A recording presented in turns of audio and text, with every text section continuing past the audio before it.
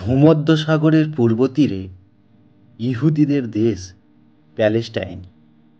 যিশুর যখন জন্ম হয় তখন এদেশের উত্তর অংশের নাম ছিল গ্যালিলি, মাঝের অংশের নাম সমেরিয়া আর দক্ষিণ অংশের নাম জুডিয়া। গ্যালিলির একটি ছোট্ট গ্রামের নাম ন্যাজারেথ। সেখানে বাস করতেন এক ইহুদি দম্পতি, যোসেফ আর মেরি। যোসেফ খুবই গরিব ছিলেন। ছুতোর মিস্ত্রির কাজ থেকে যে সামান্য আয় হতো তা দিয়েই দুঃখ কষ্টে তাদের দিন চালাতে হতো। প্যালেস্টাইন আগে ছিল স্বাধীন দেশ, ইহুদিরাও ছিল স্বাধীন জাতি। কিন্তু যে সময়ের কথা বলছি সে সময় রোমান সম্রাটের দোর্দণ্ড প্রতাপ ইউরোপ ছাড়িয়ে এশিয়া মাইনর পর্যন্ত বিস্তৃত হয়েছিল। প্যালেস্টাইনও তার স্বাধীনতা হারিয়ে রোম সাম্রাজ্যভুক্ত হয়। রোম সম্রাট সিজার অগাস্টাস আদেশ জারি করেছিলেন তার সাম্রাজ্যের প্রত্যেক প্রজাকে রাজ সরকারের নামধাম লেখাতে হবে, নইলে কঠোর শাস্তির ব্যবস্থা ছিল। ন্যাজারেথের যারা অধিবাসী তাদের নামধাম লেখাবার জন্য নির্দিষ্ট ছিল বেথলেহেম। জেরুজালেম থেকে 5-6 মাইল দূর ছোট্ট শহর এই বেথলেহেম। স্ত্রী মেরিকে নিয়ে যোসেফ বেথলেহেমে এলেন তাদের নামধাম লেখাতে। এই উপলক্ষে তখন সেখানে এত লোকের ভিড় হয়েছিল যে মাথা গুঁজবার ঠাঁই মেলায় কঠিন হয়ে উঠল। কাজেই সুবিধা মতো কোনো জায়গা না পেয়ে যোসেফ দম্পতি এক আস্তাবলে আশ্রয় নিতে বাধ্য হলেন। আর ভগবানের এমনই লীলা, এই আস্তাবলে মেরির কোল আলো করে ভূমিষ্ঠ হল এক ফুটফুটে দেব শিশু। সেদিনের সেই শিশুই পরবর্তীকালের যীশু খ্রিস্ট, যিনি আজীবন মানুষকে প্রেম বিলিয়ে আর ভগবানের মহিমা কীর্তন করে অত্যাচারী রাজার অন্যায় বিচারে ক্রুশে বিদ্ধ হয়ে আত্মাহুতি দিয়েছিলেন। প্যালেস্টাইনের অনেক অংশই পর্বতময়, বিশেষ করে জুডিয়া। সেখানে সব জায়গায় ভালো ঘাস পাতা জন্মাতো না। তাই তখনকার দিনে মেষপালকেরা তাদের ভেড়ার পালের খাবারের সন্ধানে এক জায়গা থেকে আর এক জায়গায় ঘুরে বেড়াতো। এমনই একদল মেষপালক তাদের ভেড়ার পাল নিয়ে এক শীতের রাতে এক পাহাড়ের কোলে আগুন জ্বেলে তাদের ভেড়াগুলি পাহারা দিচ্ছিল। এমন সময় ঘটল এক কাণ্ড। তারা দেখল মাথার উপরে আকাশ হঠাৎ আলোয় আলোকময় হয়ে উঠল, আর সেই আলোর পথ বেয়ে নেমে আসছেন এক জ্যোতির্ময় দেবদূত। এই অলৌকিক দৃশ্য দেখে তারা ভয়ে বিস্ময়ে একেবারে হতবুদ্ধি হয়ে গেল। কিন্তু দেবদূত তাদের অভয় দিয়ে বললেন, ভয় পেও না, তোমাদের জন্য সুসংবাদ নিয়ে এসেছি। বেথলেহেমে যাও, সেখানে তোমাদের ত্রাণকর্তা জন্মগ্রহণ করেছেন, তাকে দেখে ধন্য হও। দেবদূতের মুখে এ সুসংবাদ শুনে আনন্দে উৎফুল্ল হয়ে তারা তখনই বেথলেহেমের দিকে রওনা হলো।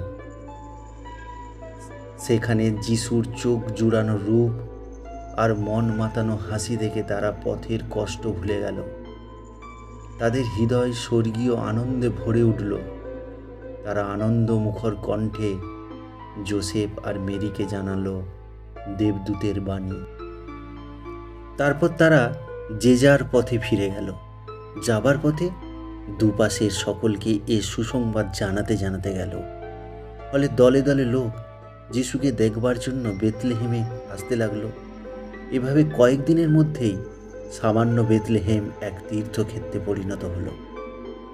এর কিছুদিন পর পূর্বদেশ থেকে একদল পণ্ডিত জেরুজালেমে এসে বললেন, আমরা গণনা করে জেনেছি ইহুদিদের রাজা এদেশে জন্মগ্রহণ করেছেন। কোথায় সেই রাজপুত্র? আমরা তাকে আমাদের পূজা নিবেদন করব। কারণ এই রাজাই একদিন পৃথিবীতে স্বর্গরাজ্যের সৃষ্টি করবেন। সে সময় গ্যালিলির রাজা হেরদ পণ্ডিতদের একথা শুনে তিনি ভীষণ ভয় পেয়ে গেলেন। ভাবলেন, যিশু যদি এমনই প্রভাব প্রতিপত্তি হয় তবে তার আর রাজত্ব করা চলবে না। তাই তিনি রাজ্যের বড় বড় পণ্ডিত আর পুরোহিতদের ডেকে আদেশ দিলেন, ইহুদিরা যিশুর জন্ম কোথায় হয়েছে গুনে বার করুন। রাজার আদেশে অনেক পুঁথিপত্র ঘেটে অনেক আঁক যোগ কষে তারা বললেন, বেথলেহেম নগর হচ্ছে যিশুর জন্মস্থান। রাজা হেরদ তখন পূর্বদেশীয় পণ্ডিতদের বললেন, আপনারা বেথলেহেমে যান, সেখানে গিয়ে খোঁজ করলে যিশুর সন্ধান পাবেন। তবে ফেরার পথে আমাকে সব জানিয়ে যাবেন, তাহলে আমিও গিয়ে আমার পূজা দিয়ে আসব। সরল প্রাণ পণ্ডিতগণ রাজার কথা সরলভাবেই গ্রহণ করলেন, কিন্তু রাজার আসল মতলব হলো যিশুর খবর জেনে তাকে মেরে ফেলবার ব্যবস্থা করা। যোসেফ আর মেরি যখন হেরোদের এই মনোভাবের কথা জানতে পারলেন, তখন তারা শিশুপুত্রের প্রাণ বাঁচাবার জন্য বেথলেহেম ছেড়ে মিশরের দিকে যাত্রা করলেন। পথে অনেক দুঃখ কষ্ট সহ্য করে শেষে একদিন মিশরের মাটিতে পা দিয়ে স্বস্তির নিঃশ্বাস ফেললেন। কারণ মিশর রাজ্যের উপর রাজা হেরোদের কোনো আধিপত্য ছিল না। যতদিন হেরোদ বেঁচে ছিলেন ততদিন যোসেফ ও মেরি যিশুকে নিয়ে মিশরেই কাটালেন। হেরোদের মৃত্যুর পর তারা গ্যালিলিতে ফিরে এসে ন্যাজারেথে বাস করতে লাগলেন।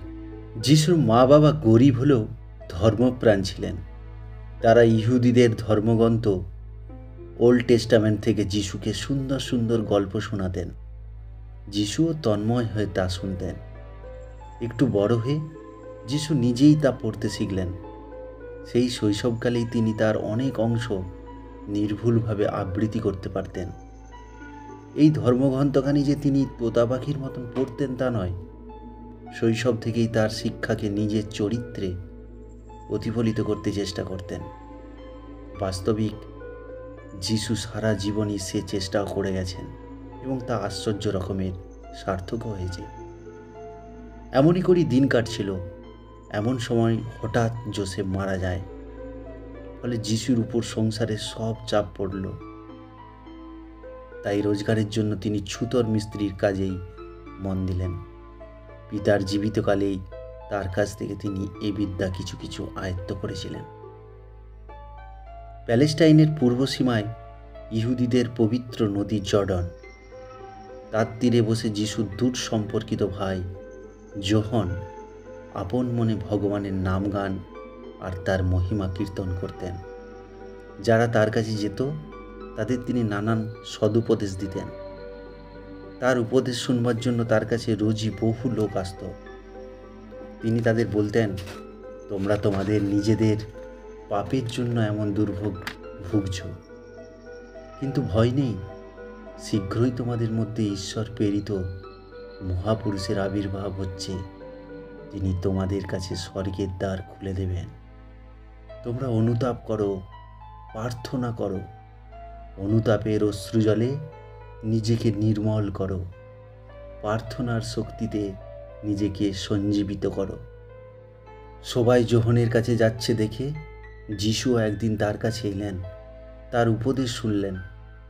শুনে তার মনে হলো ভগবান যেন পৃথিবীতে স্বর্গরাজ্য সৃষ্টির জন্য তাকেই বিশেষভাবে আহ্বান করেছেন।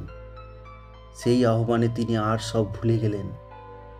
পেছনে পড়ে রইল ঘরবাড়ি, আত্মীয় পরিজন, বিশ্ব যার বিহার ক্ষেত্র, বিশ্ববাসী যার ভাই, ক্ষুদ্র গৃহের তুচ্ছ বাঁধন তো তার জন্য নয়। যিশুর জীবনের এক দীর্ঘ সময়ের কথা বাইবেলে বা অন্য কোথাও পাওয়া যায় না। অনেক পণ্ডিতের মতে এ সময়ে তিনি প্রাচ্যে এসে সাধনা করছিলেন। বস্তুত বুদ্ধ, মহম্মদ, যিশু প্রভৃতি সকল ধর্মপ্রচারকের জীবনেই দেখা যায় ঈশ্বরের বাণী মানুষের মধ্যে প্রচার করার আগে তারা বহুদিন আত্মমগ্ন থেকে সাধনা করেছেন। অনুমান করা যায় 13 বছর বয়স থেকে 29 বছর বয়স পর্যন্ত এই দীর্ঘ সময়কালে যিশু নির্জনে কোথাও ঈশ্বর সাধনায় রত ছিলেন, ধ্যানে ও মননে নিজেকে নিয়োগ করেছিলেন। মানব মনে ভগবদ্ ভাব স্ফুরণের জন্যই এই সাধনা। সাধু যোহনের কাছে দীক্ষা নিয়ে যিশু ভগবানের নাম করে পথে বের হলেন। সূত্রধর যিশু হলেন যিশু খ্রিস্ট, জগতের উদ্ধারকর্তা। প্যালেস্টাইনের নগরে নগরে, গ্রামে গ্রামে, নদীর তীরে, সমুদ্রের ধারে, মরুভূমির বুকে, পর্বতের শিখরে, সর্বত্র প্রচার করতে লাগলেন তার অমৃতময় সঞ্জীবনী বাণী। সকলকে সরলভাবে সহজ ভাষায় শিক্ষা দিতে লাগলেন।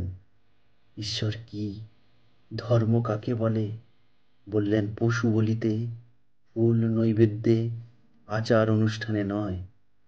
ঈশ্বরের করুণা পাওয়া যাবে অনুতাপের অশ্রুজলে। যিশু যে শুধু মুখেই এ কথা বলতেন তা নয়, নিজের আচরণ দিয়েও তা প্রমাণ করতেন।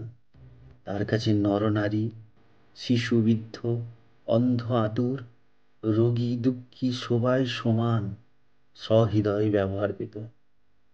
তার চোখে সবাই ঈশ্বরের সন্তান, সবাই ভাই বোন। খ্রিস্টের উপদেশে অনেকেই নতুন আদর্শে তাদের জীবন গড়ে তুলতে ব্রতী হলো।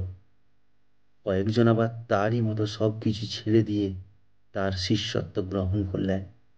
পিটার আর তার ভাই অ্যান্ড্রু, জেমস আর তার ভাই যোহন, ফিলিপ, বার্থেলমিউ, থমাস, মথি, জাকব, থদ্দেয়, সাইমন এবং জুডাস।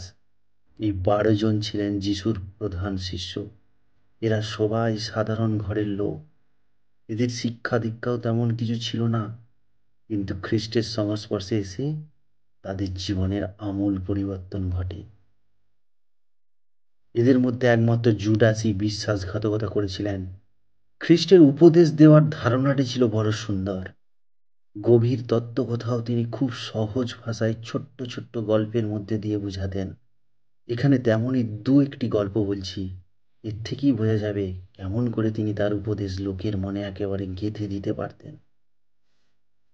একবার একটি লোক যিশুকে জিজ্ঞাসা করল, প্রভু, স্বর্গে যাওয়ার সহজ পথ কি? যিশু উত্তরে তাকেই প্রশ্ন করলেন, তোমার শাস্ত্র এ বিষয়ে কি বলে? লোকটি বলল, শাস্ত্রে আছে, তুমি তোমার সমস্ত হৃদয় দিয়ে ঈশ্বরকে ভালোবাসবে, আর তোমার প্রতিবেশীকে ভালোবাসবে তোমার নিজের মতো। খ্রিস্ট বললেন, তুমিও তাই করো। প্রশ্ন হলো, কে আমার প্রতিবেশী, কি করে বুঝবো?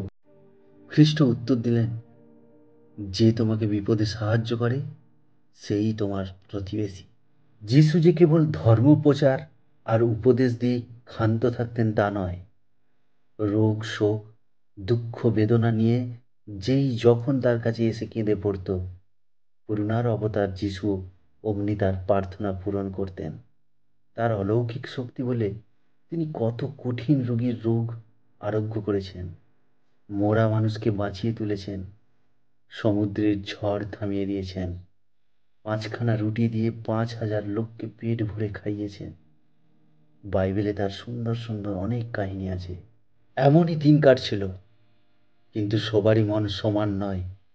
একদল লোক যেমন যিশুকে প্রাণ দিয়ে ভালোবাসত, তার অমৃতময়ী বাণী শুনে মুগ্ধ হতো, তেমনি আর একদল ছিল তার বিরোধী। তাদের ধারণা যিশু আমাদের ত্রাণকর্তা, এ একেবারে মিছে কথা। তা না হলে আমাদের স্বাধীনতা যারা কেড়ে নিয়েছে সেই রোমানদের দেশ থেকে দূর করে দেওয়ার তার চেষ্টা কোথায়? কোথায় তার অস্ত্রশস্ত্র? যিশু তাদের প্রসন্ন বদনে বলতেন, ঈশ্বরের রাজ্য প্রেমের রাজ্য। এখানে যুদ্ধ, বিগ্রহ, মারামারি, কাটাকাটি স্থান নেই। যারা মানুষকে ভালোবাসে, ঈশ্বরকে ভক্তি করে, এ রাজ্য তাদেরই। এখানে রোমান ইহুদির কোনো ভেদ নেই। তারা আরও প্রশ্ন করল, তবে কি করে রোমান সম্রাটকে আমাদের রাজস্ব যোগাতে হবে? যিশু আবার উত্তর দিলেন, সিজারের প্রাপ্য সিজারকে দাও, ঈশ্বরের প্রাপ্য ঈশ্বরকে দাও। এ কথা শুনে তারা রেগে আগুন। তাদের মতে যিশু দেশদ্রোহী। কেমন করে তার প্রাণনাশ করা যায় তারা তার উপায় খুঁজতে লাগল।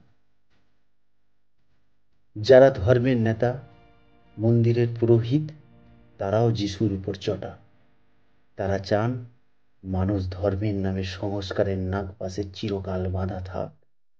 তারা যা বলেন, যে বিধান দেন, তা সকলে অন্ধভাবে মেনে চলুক। কিন্তু যিশুর মুখে যে নতুন কথা তারা শোনে, তার মধ্যে জটিলতা নেই, দেনা পাওনার কথা নেই। তোমরা সব একই ভগবানের সন্তান। তোমরা সবাই ভাই ভাই। কেউ বড় নয়, কেউ ছোট নয়। তাকে ডাকো, অনুতাপের অশ্রু জলে চিত্তের মালিন্য দূর করো, তাহলেই তাকে বুকের মধ্যে পাবে। এজন্য আচার অনুষ্ঠানের প্রয়োজন নেই, মন্দির গড়বার দরকার নেই। শুধু চাই বিশ্বাস, চাই আত্মসমর্পণ। এত সহজে যদি ভগবানকে পাওয়া যায়, তবে তো সবাই যিশুর কথাই শুনবে, তাদের কাছে আর কেউ আসবে না। ফলে বিরোধীরা আরও রেগে উঠল। তাছাড়া যিশুর অলৌকিক কার্যকলাপের প্রভাবও তো কম নয়। যিশু অসাধ্য সাধন করেন, তারা তা পারেন কই। তবে লোকে আর তাদের কথা শুনবে কেন? তাই তারাও চান তার মৃত্যু। ফলে এই সব মন্দ লোক একজোট হয়ে যিশুর প্রাণনাশের ষড়যন্ত্র করতে লাগলো। ঈশ্বরে অর্পিত প্রাণ যিশু তাই এইসব শুনেও এতে কান দিলেন না। তিনি আপন মনে আগের মতোই তার বাণী প্রচার করে বেড়াতে লাগলেন। শেষে তার এক শিষ্যই বিশ্বাসঘাতকতা করে তাকে শত্রুদের হাতে ধরিয়ে দিল। সেই শিষ্যটির নাম জুডাস। মাত্র 30টির উপর মুদ্রার লোভ দেখিয়ে শত্রুপক্ষ তাকে বশ করেছিল। এমনই সে হতভাগ্য। অনুশোচনার আগুনে পুড়ে শেষে সে আত্মহত্যা করে। যিশু বুঝতে পেরেছিলেন যে তার দিন ফুরিয়ে এসেছে। তাই তিনি তার শিষ্যদের নানা উপদেশ দিতে লাগলেন। সেদিন বৃহস্পতিবার, যিশু প্রার্থনা করছেন। এমন সময় জুডাস এক দল লোকসহ হাজির। তাদের হাতে নানা অস্ত্র। যিশু সবই বুঝলেন, তবু জিজ্ঞাসা করলেন, কাকে চাই? তারা উত্তর দিল, খ্রিস্টকে। যিশু বললেন, আমি খ্রিস্ট। তখন তারা খ্রিস্টকে বন্দি করে প্রধান পুরোহিতের কাছে নিয়ে গেল। সেখানে তার বিচার হবে। তার বিরুদ্ধে নানা অভিযোগ।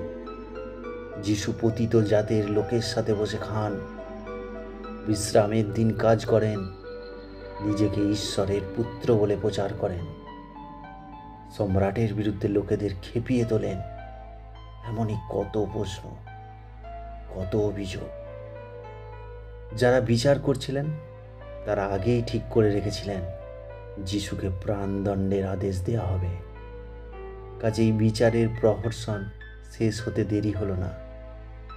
কিন্তু তখনকার আইনে রোমান শাসনকর্তার আদেশ ছাড়া কারো প্রাণদণ্ড দেয়া চলত না। তাই বিচারকের দল পরের দিন ভোরে যিশুকে নিয়ে শাসনকর্তা পন্টিয়াস পাইলাটের কাছে গেলেন। পাইলেট যিশুকে জানতেন সাধু পুরুষ বলে, ঈশ্বর ভক্ত বলে। তাই যাজকের দল যে অন্যায়ভাবে তার প্রাণদণ্ডের আদেশ চাইছেন তা তিনি বেশ বুঝতে পারলেন। কিন্তু সবাই চাইছে প্রাণদণ্ড, তাই ইচ্ছার বিরুদ্ধেও তিনি আদেশ দিলেন, ক্রুশ কাঠে তাকে বেঁধে মারা হোক। তখনকার দিনে অপরাধীদের এই ছিল মৃত্যুদণ্ড। যিশুকে তখন সবাই মিলে ঠাট্টা বিদ্রূপ শুরু করলো। একজন তার মাথায় পরিয়ে দিল কাঁটার মুকুট, হাতে গুঁজে দিল একটা সরগাছ, গায়ে দিল একটা লাল উত্তরীয়। বড় বড় কিলকে বিদ্ধ করা হলো দেহটিকে। একের পর এক চাবুকের আঘাত তার শরীরকে ক্ষত বিক্ষত করে দিল। ঝরঝর করে শরীর থেকে রক্ত পড়তে লাগলো। একজন বলল, কি গো ইহুদিরাজ, রাজবেশটি মানিয়েছে বেশ। আর একজন বলল, তোমার ঈশ্বর পিতা এসে তোমায় রক্ষা করুক। একজন তার মুখে থুতু ছিটিয়ে দিল। এমনই ধারা চলল তার উপর অকথ্য অত্যাচার। কিন্তু যিশু মুখ বুজে সব সহ্য করলেন। আত্মসমাহিত মুখে প্রসন্ন জ্যোতি, ঈশ্বরে তন্ময়। শেষে তাকে দুজন সাধারণ চোরের সাথে ক্রুশে বিদ্ধ করা হলো। তবু তার মুখে একটু যন্ত্রণার চিহ্ন নেই। তখনও তার মুখ ক্ষমা সুন্দর, চোখে স্বর্গীয় জ্যোতি। তারপর যখন শেষ সময় ঘনিয়ে এলো, তখন তিনি ধীরে ধীরে বললেন, পিতা, এদের ক্ষমা করো, এরা জানে না এরা কি করছে। কি অদ্ভুত ক্ষমা, কি অপূর্ব মহত্ব! তার অনুগত যারা সেখানে উপস্থিত ছিলেন, তাদের কারো চোখই শুষ্ক রইল না। তার শিষ্যেরা শাসনকর্তার অনুমতি নিয়ে এক পাহাড়ের গুহায় তাকে সমাহিত করলেন। শুক্রবার তাকে কবর দেয়া হয়েছিল। 3 দিন পর এক অলৌকিক ঘটনা ঘটল। যিশু কবর থেকে উঠে এসে তার শিষ্যদের দেখা দিলেন। তাদের আশীর্বাদ করে বললেন, দুঃখ করো না, তোমাদের শান্তি হোক, আমি চললাম। এইভাবেই মাত্র 33 বছর বয়সে একটি মহৎ জীবনের পরিসমাপ্তি হলো। যিশু নেই, কিন্তু তার বাণী আজও অমর হয়ে আছে, চিরকাল তাই থাকবে। দুঃখে, দৈন্যে, শোকে, তাপে মানুষের মনে সঞ্জীবনী সুধা যোগাবে। সকলকে ধন্যবাদ। সুস্থ থাকুন, ভালো থাকুন।